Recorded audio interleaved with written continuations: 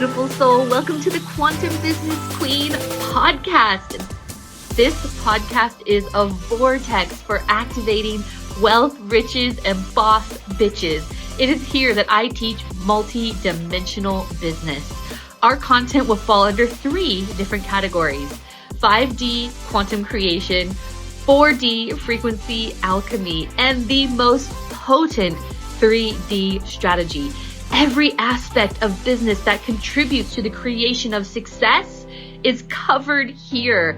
Plus, I will be personally interviewing the most amazing boss bitches that are at the forefront of the game, paving the way for money, magic, and magnetism in business. Let's get ready to activate all of that within you.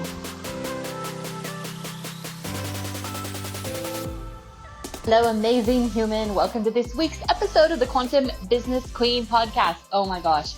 I am actually sitting here in the Gold Coast doing this intro, about ready to speak on a yacht for the Cryptocurrency Institute Mastermind. So I'm so excited. I hope you enjoyed part 1. I won't keep you long. Without further ado, here is part 2 from Joe Shew. This is where it goes to a different level.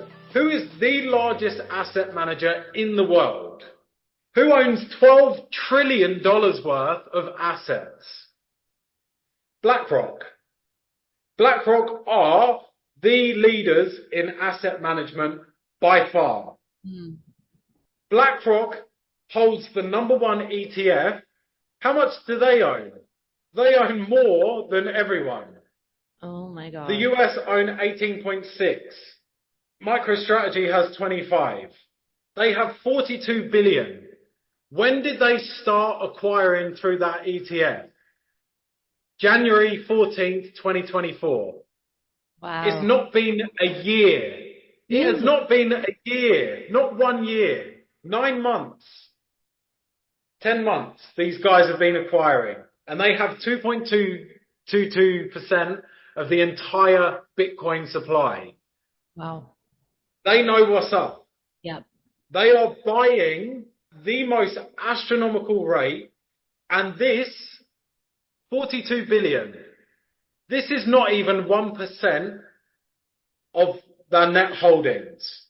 Jeez. 1% is 120 billion. So this is 0.33% of BlackRock's total assets under management. 0.33. Now, I can only assume, given that all of the ETFs, there were 9 ETFs that launched on January 14th. 9 ETFs launched.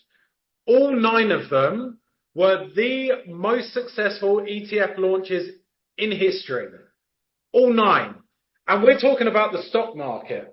Yep. The traditional market that's been here for centuries. This was the biggest ETF launch in history. And it doesn't slow down. Okay. Like, these guys, try and think of this. There's 21 million Bitcoin ever going into circulation. 95% is already in circulation. Yep. By 2030, 99% of Bitcoin will be issued and in circulation. Yep. So pretty much by 2030, the only way you're going to be buying Bitcoin is by buying it off someone else, not new issued by miners. Yeah. So if you think about anything, like, I'm so basic, I'm so simple. The law of supply and demand. If the supply is limited and the demand increases, what happens to the value of the asset? It goes up. If there's more people being born or more people relocating to a certain area, think of Noosa, think of Gold Coast in Australia. During COVID, people were paying 20, 30, 40% premiums in the Gold Coast, in Noosa, buying properties that they couldn't even see. They were doing it off their phones from Sydney and in Melbourne. That is why you look at supply and demand. The demand goes through the roof of anything. The supply, where do they build? The value has to go up. Yeah, of course. But that is just basic supply and demand laws. So going through this list, these ETFs that are live for Bitcoin, the ETFs own 5.8% of the entire supply of Bitcoin. That's $110 billion is owned through these ETFs. There's like 20. So when people say, am I late? I say the same thing that I said when Bitcoin was 21,000 at the peak of 2017. I say the same thing at the peak of 2021 when Bitcoin was 69,000. And I'll say the same thing at the peak of 2024 when Bitcoin's probably at its all-time high, 150, maybe 200, maybe 250,000 of Bitcoin. I will say the same thing because I've got a long-term vision. Mm-hmm. I am certain by 2030, Bitcoin will be anywhere from 600 to 700 up to 1 million a Bitcoin. 10x, no. 7 to 10x what it is now. Wow. Wow. That is Bitcoin. We're talking about one asset. Bitcoin will be the least volatile asset because it's got the highest market cap. So in order to increase the value of something that's already got a 1.78 trillion market cap, like to push that, that's gone up 20% in the last 7 days. Jeez. So we're talking like that is hundreds of billions of dollars. It's 350 billion it's gone up in the last 7 days. And that's just Bitcoin. You scroll down this list and there's cryptos. Dogecoin's gone up 104% in the last 7 days. Cardano, 60%. Sui, 41%. Pepe, 108%. And this, we are in a state of euphoria in the market. Okay. The market has been pinned for the last 7-8 months through this phase in here, where it literally just did nothing, which is very typical. And I'll talk through what's on my chart in a second. But the thing that has never happened before, Bitcoin hit an all-time high before it went through the halving. And I'll talk about the halving in a second so you understand. Yeah. And through there, it went through consolidation for about 9 months. Mm. Now it's broken out of this 9 month of consolidation. Think of holding a beach ball under the water. Yeah. You hold that for an hour, it's going to start building up pressure. You hold it for a day, you hold it for 9 months. When you let go, this thing's going to explode through the roof and so are your arms. And that's exactly what's happening right here. So let me talk through what my chart is showing you so you understand a bit more. This is going back here, which is so funny. This isn't even the inception of Bitcoin, but going back here was kind of, well, there you go, $478. That's the first time I bought my first Bitcoin. Wow. My first Bitcoin I actually paid 500 Aussie dollars for. No way. So through here, we're up 18,929% to date. Mm. But that's not even from the inception. Because when Bitcoin started, it wasn't even a Satoshi. Mm. It wasn't a cent. It was less than a cent. So it's realistically, it's gone up millions of percent since inception. Wow. Now, through here, you might be thinking, Joe, what's the blue lines? What's the green lines? So every 4 years or 210,000 blocks, Bitcoin goes through a halving. What is a halving? A halving is when there is a reduction in the amount of rewards that a Bitcoin miner gets for giving electricity to complete an algorithmic equation to mine Bitcoin's blockchain. Mm-hmm. So while that might sound a little bit confusing, these guys are basically spending money to help run the network and mine Bitcoin, which is built into code, and the algorithms get harder and harder over time. So you need more computational power in order to mine the Bitcoin, and that's how it balances out, because the value of Bitcoin goes up, so it continues to be worthwhile mining. By 2030 to 2140, 110 years, 1% of Bitcoin is going to be mined. Wow. So in order for that to be viable to mine, the price of Bitcoin has to be ridiculous. Mm-hmm. And it will be. Mm-hmm. It has. It's proven throughout time. So why do I love Bitcoin? Because I love data, I love the truth, and I love facts. Mm. The fact is, in 1,248 days, 15 hours, 18 minutes and 35 seconds, Bitcoin will go through another halving. Mm. So when it first started, 50 Bitcoin per block were being issued. 4 years later, or 210,000 blocks, you can see it here, it halved. So 25 Bitcoin were being issued for every time someone mined a block. Every block gets mined every 10 minutes. So 50 Bitcoin every 10 minutes, 25 Bitcoin every 10 minutes, 12.5, 6.25, and now we're at 3.125. At the next halving, it'll be 1.5625, and so on, so on, so on, until it is fully issued and into circulation. So the blue lines that I have are the halvings on my chart. So this is every halving. Now, what happens after a halving? Leading into a halving, you typically get a runoff in pricing. You get market bottoms, which I talk about. You typically get a run up. Then you usually get a sell off.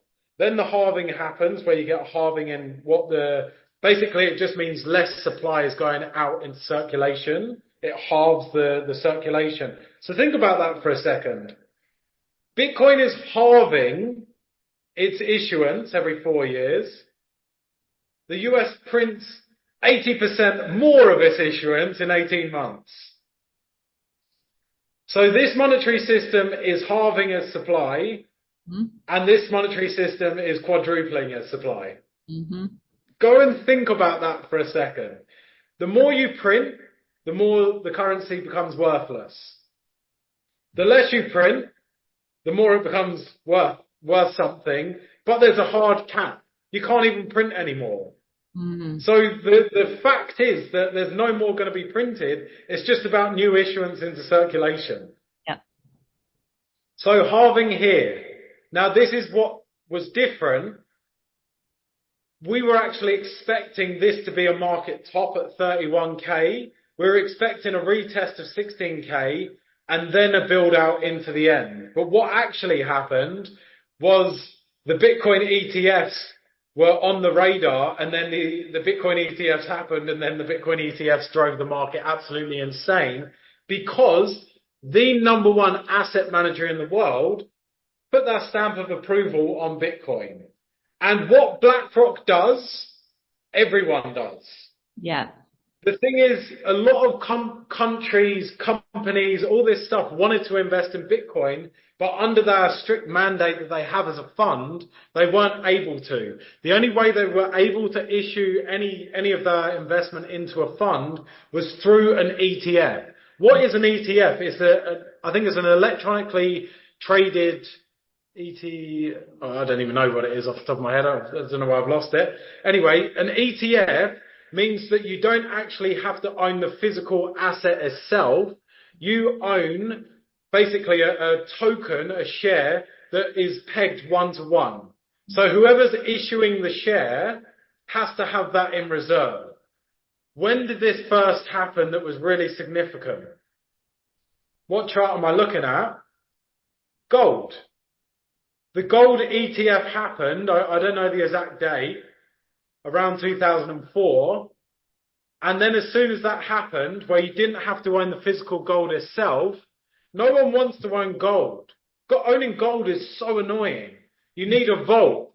If you're a large asset manager, you need somewhere secure. You have to pay for that. What do you do when you want to sell 1 million gold bars? What are you going to do? It is so inefficient. If you're owning gold at home, it's so inefficient. You have to get a safe, or you have to go and use a vault somewhere. You want to sell it. Oh, I've got to go down. I've got to take it out the vault. I've got to go and take it to a broker. The broker wants to charge me a massive fee to do the transfer or the transaction. So now in gold, you don't have to own gold. People buy a gold ETF because when they buy the ETF, it is pegged 1-to-1. Whoever you buy it from has to own that gold in reserve. Why did Bitcoin just go through the absolute roof this year? It's because now the funds can finally get into Bitcoin because they don't have to own the underlying asset and manage it themselves. They own the ETF, and that is backed 1-to-1 by companies like BlackRock. Yeah. And that is the game changer because no one has to own Bitcoin anymore. You can just own the ETF. Wow. Do I believe in ETFs? No.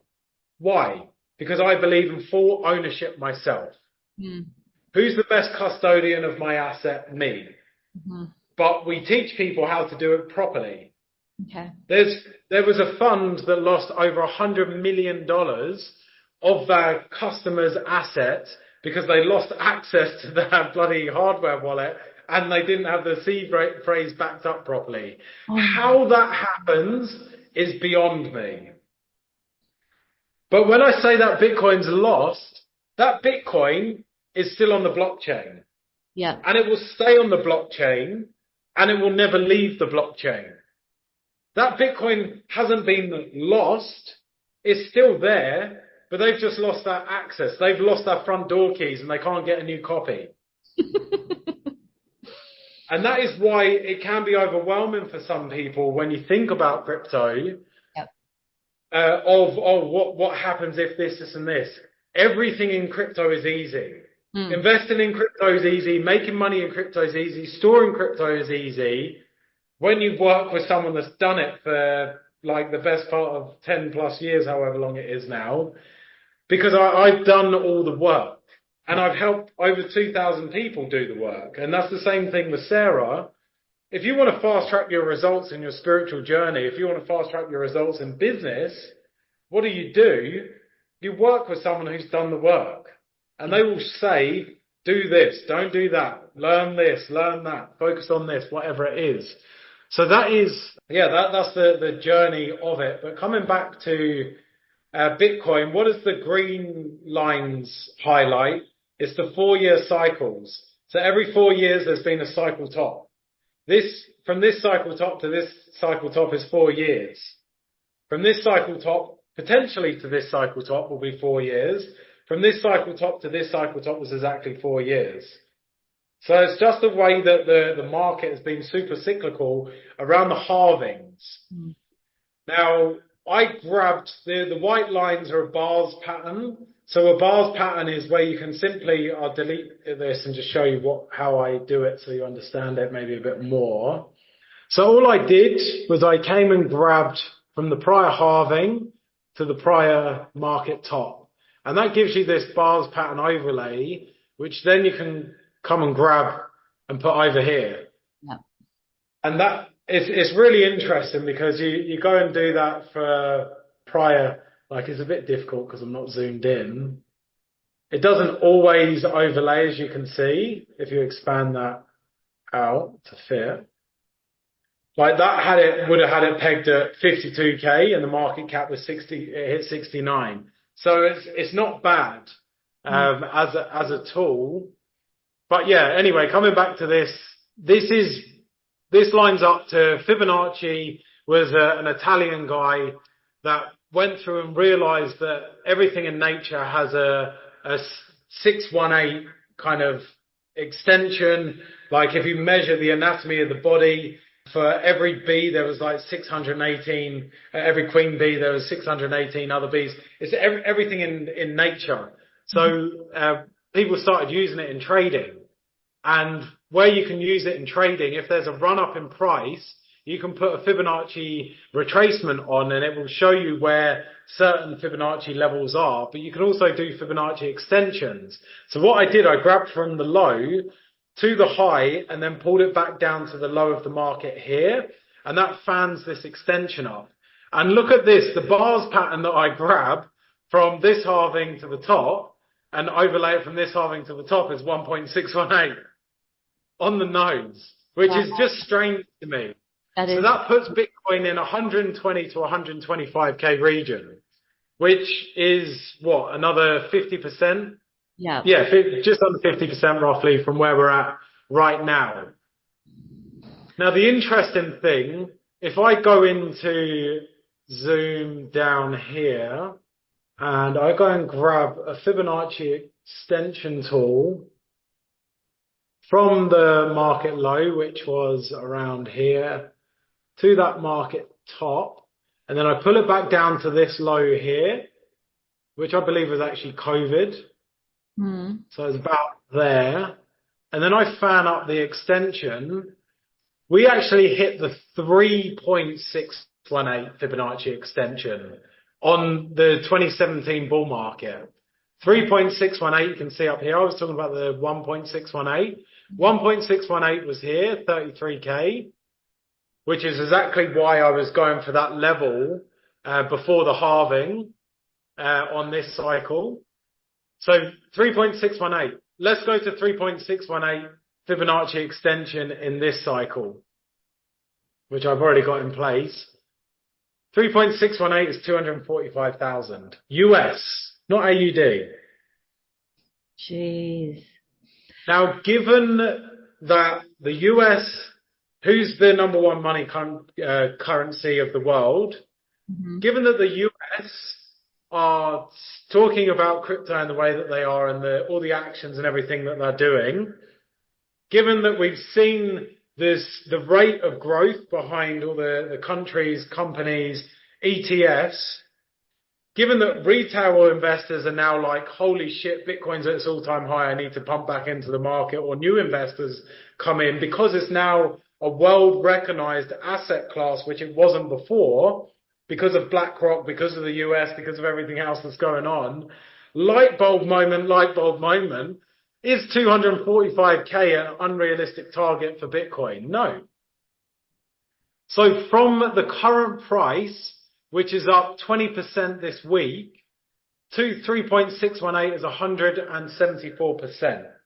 So if you put 10 grand into Bitcoin, that will turn into a significant amount more, 174% more over that period. Now that's Bitcoin. That's Bitcoin. I've been talking only about Bitcoin. Now, if we start looking at other currencies, like Solana, which through July went up July to November went up 911%. Through this year, since October 23 to its current price, is up over 1,000%. There's people speculating on other currencies, and I'll show you one that I literally bought a few days ago, which is nothing other than a meme coin from, and this is like where you got to be a bit careful, but this was based on a squirrel in the park. What's the park? Central Park in New York, where someone saw this squirrel and they took a photo because they thought it looked like Donald Trump, and all of a sudden it became this meme. And this meme, they've created all these NFTs, Peanut the Squirrel. So one of my analysts in my team came across this the other day, and these are the NFTs that are coming out. That basically, there was a better one that one of my team had, where they actually shaped the face like him. So this crypto that I bought 2 days ago has gone up 218%. Oh my gosh. Yeah. Now that is the benefit of working 300% at its all-time highs. And that wasn't like, it literally started at point whatever. And this is only the chart that I've got access to. It's 1,600% in the last 2 days and 12 hours. Jeez. So yeah, and this is obviously, I just will point out, this is more speculative stuff. Like this is PopCat, another one that I've invested in, which is 16% in the last 4 hours. Like when the market's hot, and things can move dramatically. But it all comes down to what we help people with is building out a strategy which is right for you, helping to balance your investments in a way that's right for you. Because it's very easy to be like, oh, I heard of this crypto and everyone's 10xing off of it, and you want to jump into that and get on the latest, greatest trend, and then all of a sudden you put 10 grand in and it's worth 2 tomorrow. Yeah. Like it's not about that. Like I've been in this market a long time, so I can invest in this. I've got target levels of what I'm trying to hit. I'll sell at those target levels, and then I'll cycle back into Bitcoin, Solana, Sui, like some of the other core ones. Sui, I called to the masterminds the other day. I was just like, I like Sui here. Sui's done X, Y, and Z, which I can share another chart. Mm-hmm. And I basically called this bottom. I think I called it about there when it started to move back up. And Sui's up 12.8% in 20 hours. Yep. So it's like, it's crazy. If you go to an ASX fund, if you go to the S&P 500 and they have a good year, they might do 15%. I'm showing you trades that are doing 280% in a day. Yep. So like the speculation can be wild, and I'm very careful with showing you this, but I've showed you the lowest risk asset that cryptocurrency has, Bitcoin, and it's done 20% in a week. Thank you so much for listening today, beautiful soul. I hope you got so much gold and were activated in such a way that you could step into your highest timeline of abundance and freedom, because it is more than possible for you. If that desire has been planted in your soul, it is so deliberate. If you wouldn't mind, please rate, review, subscribe to this podcast so that we can get this message into the hearts and ears of more amazing light beings across the world. I would love to continue this conversation with you, so feel free to get in touch on Instagram at sarah.tynan.quantumcoach. If you're a Facebook person, you can find me on Facebook at facebook.com/Sarah Tynan International. And please don't ever forget, if your desire is there, it's because your destiny is there too. You just have to remember who you are. Bye for now, beautiful.